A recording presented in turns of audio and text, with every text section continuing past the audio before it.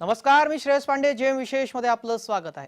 धाराशिव जिल्ह्यातील तुळजापूर विधानसभा मतदारसंघाचे भाजपाचे आमदार राणा जगजितसिंह पाटील यांच्या पत्नी अर्चना पाटील यांनी गुरुवारी अजित पवार यांच्या राष्ट्रवादी काँग्रेसमध्ये प्रवेश केला। पक्षप्रवेश होताच प्रदेशाध्यक्ष सुनील तटकरे यांनी अर्चना पाटील यांना धाराशिव लोकसभेची उमेदवारी देखील जाहीर केली। आता दीर भावजाई असा सामना धाराशिवमध्ये रंगणार आहे। काय इथला इतिहास आहे आणि ओमराजे निंबाळकर आणि पाटील कुटुंबातील वैर काय आहे पाहूयात आजच्या जेम विशेष मध्ये। दरम्यान यावेळची जी लोकसभा होती आहे परभणीची जागा राष्ट्रीय समाज पक्षाला सोडल्यानंतर अजित पवार यांच्या राष्ट्रवादीला धाराशिव लोकसभेची जागा शिवसेना भाजपाकडून देण्यात आली होती। दरम्यान भाजपा आमदार राणा जगजितसिंह पाटील यांच्या पत्नी अर्चना पाटील आता घड्याळ चिन्हावरून मैदानात उतरणार असल्याचं स्पष्ट झालं। अर्चना पाटलांचा राष्ट्रवादी काँग्रेसमध्ये अधिकृत पक्षप्रवेश झाला। राष्ट्रवादीचे प्रदेशाध्यक्ष सुनील तटकरेंनी यांच्या उपस्थितीमध्ये हा पक्षप्रवेश करून घेतला। यावेळी सुनील तटकरे यांनी काय प्रतिक्रिया दिली तेही पाहूया। महायुतीच्या जागा वाटपामध्ये धाराशिवची जागा राष्ट्रवादी काँग्रेस पक्षाला त्या ठिकाणी देण्यात आलेली आहे। प्रदेश राष्ट्रवादी काँग्रेस पक्षाचा अध्यक्ष म्हणून राष्ट्रवादी काँग्रेस पक्षाच्या वतीने महायुतीचे उमेदवार म्हणून अर्चनाताई पाटील ह्या आमच्या लोकसभेच्या उमेदवार या त्या मतदारसंघातून असणार आहेत। घड्याळच्या चिन्हावरती ते निवडणूक त्या ठिकाणी लढवणार आहेत। धाराशिव लोकसभा मतदारसंघातून उमेदवारी मिळाल्यानंतर अर्चना पाटील यांनी काय प्रतिक्रिया दिली तेही पाहूयात।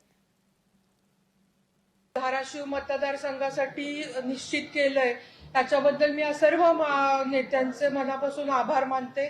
देशाचं नेतृत्व माननीय पंतप्रधान मोदी साहेब अतिशय कणखरपणे करतायत। निश्चितच म्हणजे त्यात काही वाद नाहीये। येत्या या इलेक्शनला तिसरी टर्म मध्ये माननीय मोदी साहेब 400 पार करून निवडून येणार आहे। मला ह्याचं म्हणजे कौतुक आणि अभिमान वाटतोय की धाराशिव लोकसभा मधून त्यांच्या विकास रथाचं पायी होण्याचं भाग्य मला मिळणार आहे। महायुतीमध्ये धाराशिव हा मतदारसंघ अपेक्षेप्रमाणे राष्ट्रवादीला सुटला असून या ठिकाणी आमदार राणा जगजितसिंह पाटील यांच्या पत्नी आणि धाराशिव जिल्हा परिषद माजी अध्यक्ष अर्चना पाटील यांच्या उमेदवारीवर शिक्कामोर्तब झाला। त्यानंतर आता धाराशिव लोकसभा मतदारसंघामध्ये ते पाहूयात ग्राफिकच्या माध्यमातून। धाराशिव मधली लढत कशी होणार ते आपण पाहतोय। अर्चना पाटील या राष्ट्रवादीच्या उमेदवार आहेत म्हणजे महायुतीच्या उमेदवार आहेत। ओमराजे निंबाळकर हे शिवभाटाकडून धाराशिव मधले उमेदवार आहे म्हणजे महाविकास आघाडीचे उमेदवार आहे। महायुती विरुद्ध महाविकास आघाडी अशी लढत धाराशिव मध्ये होणार आहे।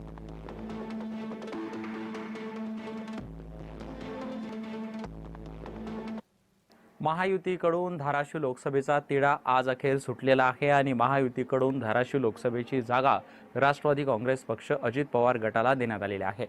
अजित पवार गटामध्ये राष्ट्रवादी काँग्रेस पक्षामध्ये भाजपाचे आमदार राणा जगजितसिंह पाटील यांच्या पत्नी अर्चनाताई पाटील यांनी आज पक्षप्रवेश केला आणि त्यांना राष्ट्रवादी काँग्रेस पक्षाकडून महायुतीची धाराशिव लोकसभेची उमेदवारी जाहीर करण्यात आलेली आहे। खरं तर निंबाळकर आणि पाटील घराण्याचा जो राजकारणातील विरोध आहे, जो राजकारणातील प्रतिस्पर्धी आहेत ते महाराष्ट्रासाठी खरं तर नवे नाही आहेत। कारण याच निंबाळकर आणि पाटील घराण्यामध्ये पुन्हा 2024ची निवडणूक जी आहे ती आमनेसामने होणार आहे आणि अर्चनाताई पाटील यांच्या विरुद्ध ओमराजे निंबाळकर यांच्यामध्ये ही लढत होते। महाविकास आघाडी विरुद्ध महायुतीमध्ये अर्चनाताई पाटील आणि ओमराजे निंबाळकर हे पुन्हा निवडणुकीच्या रिंगणात आमनेसामने आलेले आपल्याला पाहायला मिळतात।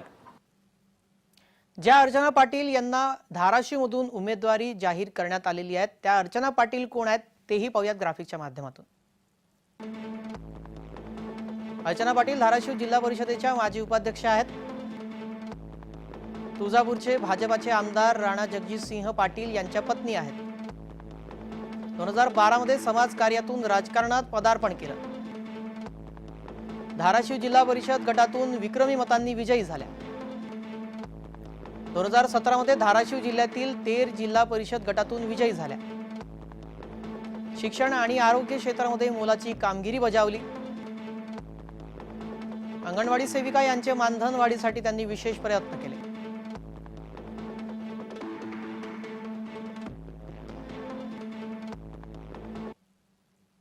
दरम्यान राणा जगजितसिंह कोण आहेत त्यांचा सुद्धा परिचय पाहूयात ग्राफिकच्या माध्यमातून।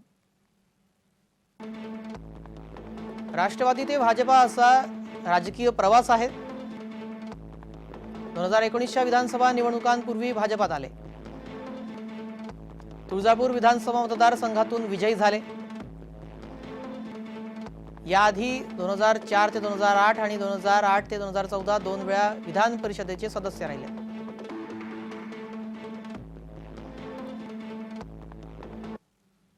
अर्चना पाटील यांना धाराशिवमधून उमेदवारी जाहीर झाल्यानंतर पाटील निंबाळकर कुटुंबातलं वैर लक्षात ठेवतच ही उमेदवारी देण्यात आली आहे का असा सवाल उपस्थित केला जातोय. दरम्यान पाटील आणि निंबाळकर कुटुंबातला वैर काय आहे तेही पाहूयात ग्राफिक्सच्या माध्यमातून.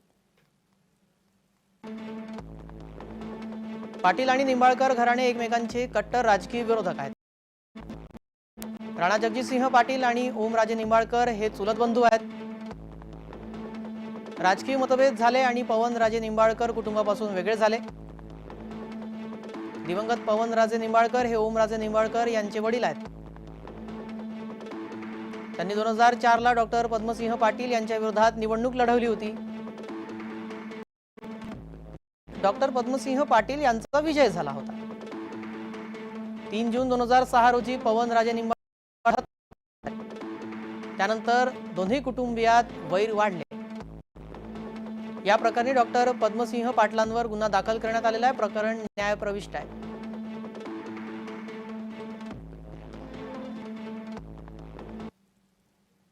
राजे निंबाळकर आणि पाटील ही धाराशिव जिल्ह्याच्या राजकारणातील दोन्ही महत्त्वाची घराणे आहेत. डॉक्टर पद्मसिंह पाटील यांनी महाराष्ट्राच्या राजकारणामध्ये अनेकदा मंत्रिपद भूषवलेलं आहे, तर धाराशिव लोकसभेचा खासदार म्हणून त्यांनी काम पाहिलं आहे. तर राणा जगजितसिंह पाटील यांनी मंत्री म्हणून काम पाहिलं आहे. त्याचबरोबर ते तुळजापूरचे भाजपाचे आमदार आहेत. तर ओमराजे निंबाळकर यांचे वडील पवनराजे निंबाळकर हे DCS बँकेचे संचालक होते. तर ओमराजे निंबाळकर हे कळंब धाराशिवचे आमदार होते. ओमराजे निंबाळकर यांनी 2019 ते 2024 या कालावधीत खासदार म्हणून काम पाहिले. निंबाळकर आणि पाटील घराण्याचं या जिल्ह्याच्या राजकारणातील महत्त्व काय आहे याबाबत राजकीय विश्लेषक काय माहिती देत आहेत पाहूयात.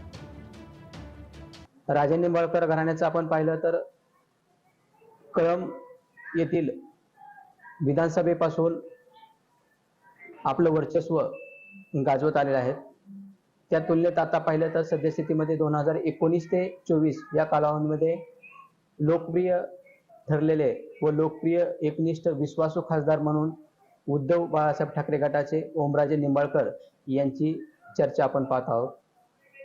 त्या तुलनेत पाहिलं तर भाजपचे आमदार राणा जगजितसिंह पाटील हे देखील तुळजापूर येथून आमदार आहेत. म्हणजे धाराशिव लोकसभेमध्ये पाटील आणि राजे निंबाळकर या दोन्ही घराण्याचं 40 वर्षापासून अनन्य महत्त्व आहे असं आपल्याला पाहायला आहे. यंदा 2024ची धाराशिव लोकसभेची निवडणूक ही महायुती विरुद्ध महाविकास आघाडी अशी होणार आहे. त्यात ही निवडणूक थेट दीर विरुद्ध भावजय अशी होत आहे. त्यामुळे ही निवडणूक नेमकी एकतर्फी होणार की चुरशीची होणार याबद्दल राजकीय विश्लेषकांचं काय मत आहे, त्यांना काय वाटतं पाहूयात. राणा जगजितसिंह पाटील विरुद्ध ओमराजे निंबाळकर यांची पुन्हा धाराशिव विधानसभेसाठी लढत झाली. त्याच्यामध्ये राणा जगजितसिंह पाटील यांचा विजय झाला तर ओमराजे निंबाळकर पराभूत झाले. 2019 ला हीच लढत पुन्हा लोकसभेसाठी पाहायला मिळाली. त्याच्यामध्ये राणा जगजितसिंह पाटील विरुद्ध ओमराजे निंबाळकर यांच्यामध्ये थेट लढत झाली. त्यामध्ये राणा जगजितसिंह पाटील यांचा पराभव झाला. आता 2024 ला हेच कुटुंबीय एकमेकाविरुद्ध येत आहेत. त्याच्यामध्ये राणा जगजितसिंह पाटील यांच्या सुविद्य पत्नी अर्चनाताई पाटील हे राष्ट्रवादीकडून निवडणूक लढवत असून ते ओमराजे विरुद्ध अशी थेट लढत होत आहे. याच्यामध्ये मतदान स्वरूपी मतदार कोणाच्या पार्ट्यामध्ये आपला कौल देणार हे पाहणं औत्सुक्याचं राहणार आहे. राजे निंबाळकर आणि पाटील घराण्यामध्ये आतापर्यंत एकमेकांविरुद्ध अनेक निवडणुका झालेल्या आहेत. कधी निंबाळकर घराण्याला जनतेने कौल दिला तर कधी पाटील घराण्याला जनतेने कौल दिला. परंतु सर्वाधिक काळ पाटील घराणं हे धाराशिव जिल्ह्याच्या राजकारणातील केंद्र म्हणून राहिले. पाटील घराण्याचं जिल्ह्याच्या राजकारणावर एक हाती वर्चस्व राहिलं आहे. याबद्दल राजकीय विश्लेषकांना काय वाटतं तेही पाहूयात. धाराशिव लोकसभा मतदारसंघात दुसऱ्यांदा महिला खासदार होण्याची संधी यावेळी मिळणार आहे. आतापर्यंत धाराशिव लोकसभा मतदारसंघात प्रमुख पक्षाकडून 2 महिला लढलेल्या आहेत. त्यातला एकाला विजय मिळालेला आहे तर एकाचा पराभव झालेला आहे. आता तिसऱ्यांदा अर्चनाताई हे घड्याळ या चिन्हावर लोकसभेच्या मैदानात उतरलेल्या आहेत. अर्चनाताई पाटील यांच्या राष्ट्रवादी प्रवेशानंतर धाराशिव लोकसभा मतदारसंघात समीकरणात बदल होणार आहे. कारण मागील 4 लोकसभा निवडणुकीत राष्ट्रवादीचं घड्याळ चिन्ह वर्सेस शिवसेना ही लढत झालेली आहे आणि जो राष्ट्रवादीला मुस्लिम व अनुसूचित जाती जनजाती मताचा फायदा होणार आहे. कारण भाजपपासून अंतर राखण्याचा प्रयत्न अल्पसंख्याक समुदाय व अनुसूचित जाती जमाती करत असतात, पण या घड्याळ या चिन्हामुळे त्यातला जो अंतर आहे तो नक्कीच कमी होणार आहे. धाराशिव लोकसभेची निवडणूक ही अतिशय अतितटीची आणि चुरशीची होण्याची शक्यता आहे. कारण एकीकडे ओमराजे निंबाळकर हे जनतेमध्ये पोहोचलेले आहेत, तर पाटील घराणं हे गेली अनेक वर्ष जिल्ह्याच्या राजकारणातलं प्रमुख घराणं आहे. तळागाळापर्यंत शेवटच्या खेड्यापाड्यातल्या माणसापर्यंत पाटील घराणं पोहोचलेलं आहे. खरं तर ही निवडणूक चुरशीची होणार की एकतर्फी होणार हे निवडणुकीचा निकाल लागल्यानंतरच पाहायला मिळणार आहे. याबाबत आमचे प्रतिनिधी अधिक माहिती देतात, पाहूयात. उस्मानाबाद लोकसभा निवडणुकीमध्ये ओमराजे निंबाळकर विरुद्ध अर्चनाताई पाटील अशी थेट लढत होणार आहे. त्यामध्ये अर्चनाताई पाटील यांनी आतापर्यंत धाराशिव जिल्हा परिषदेचं उपाध्यक्ष पद सांभाळलेलं आहे. तर महिला बचत गटाच्या माध्यमातून, महिला संघटनांच्या माध्यमातून, त्याचबरोबर हिंदू धर्मसंस्कृतीनुसारचे महिलांचे सण आहेत ते मोठ्या प्रमाणात अर्चनाताई साजऱ्या करण्यामुळे खेड्यातील महिलांपर्यंत अर्चनाताई यांची ओळख गेलेली आहे. तर त्याचबरोबर अर्चनाताई पाटील या माजी मंत्री पद्मसिंह पाटील यांच्या सूनबाई आहेत, तर भाजपाचे आमदार आणि माजी मंत्री राणा जगजितसिंह पाटील यांच्या त्या पत्नी आहेत. त्यामुळे अर्चनाताई पाटील यांचं किंवा पाटील घराण्याचं नाव हे धाराशिव जिल्ह्याच्या तळागाळापर्यंत पोहोचलेलं आहे. कारण एकेकाळी धाराशिव जिल्ह्याच्या सत्ता संघर्षातलं हे प्रमुख नाव आहे. धाराशिव जिल्ह्यावरती पाटील घराण्याचं वर्चस्व राहिलेलं आहे. तर एकीकडे बघितलं तर ओमराजे निंबाळकर हे जे महाविकास आघाडीचे उमेदवार आहेत, ते ओमराजे निंबाळकर हे लोकप्रिय खासदार म्हणून 2019 ते 2024 दरम्यान त्यांनी काम केलेलं आहे. तर या अगोदर त्यांनी एकदा विधानसभेत नेतृत्व देखील केलेलं आहे. त्यामुळे ओमराजे निंबाळकर हे देखील सर्वसामान्य लोकांपर्यंत पोहोचलेले आहेत. त्यामुळे धाराशिव लोकसभेची, उस्मानाबाद लोकसभेची जी निवडणूक आहे ही निवडणूक अतिशय अटीतटीची आणि चुरशीची होण्याची शक्यता आहे. उदय साबळे पाटील, जय महाराष्ट्र न्यूज, धाराशिव. जेव्हा विशेषमध्ये वेळ झाली का विश्रांतीची, लगेच परत येतोय.